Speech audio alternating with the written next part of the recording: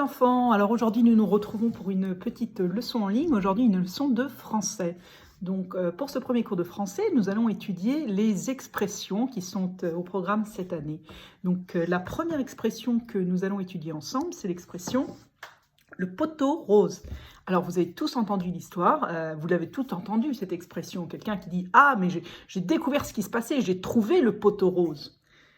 Et tout le monde se dit, mais qu'est-ce que c'est que ce poteau? Et pourquoi il est rose? Et d'où cela vient-il?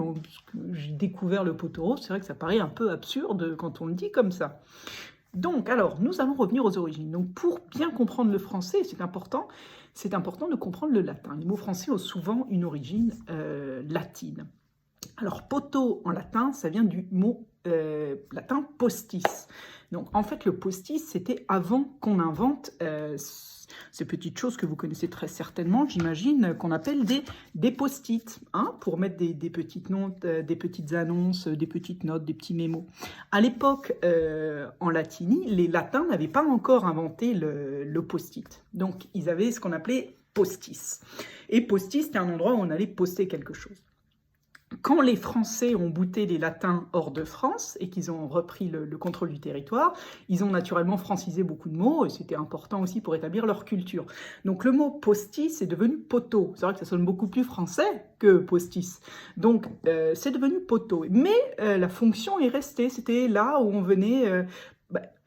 j'avais envie de dire mettre des post-it, mais il n'y avait pas de post-it à l'époque. C'est là où on venait mettre des annonces. Et donc, c'était très codifié. Les poteaux avaient des couleurs différentes.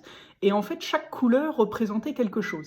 Alors, les poteaux qui étaient roses, et c'est là où c'est très important, étaient dédiés à des messages qui étaient toujours un petit peu finalement mystérieux parce que c'était les messages secrets. Alors, ça pouvait être des secrets de toute nature. Ça pouvait être des secrets sur des choses pas très nettes qui se passaient, des cambrioleurs, des voleurs, des meurtres, des crimes, ou bien même des histoires amoureuses un peu secrètes. Ça se passait sur les poteaux roses. Alors, d'où... Et naturellement, on y arrive. Quand, par exemple, un commissaire de police venait de découvrir sur un de ses poteaux roses un indice qui allait le mener à la piste d'un criminel, par exemple, il s'exclamait « Ah, ça y est, j'ai trouvé le poteau rose. Rendez-vous, levez les mains, vous êtes coupable. » Il le savait, il l'avait lu sur un poteau rose, du latin postis. Voilà un fait que peu de gens connaissent. Voilà pour la leçon d'aujourd'hui. Nous nous retrouverons donc demain pour une nouvelle leçon avec Tati Pourri. Bonne soirée les enfants.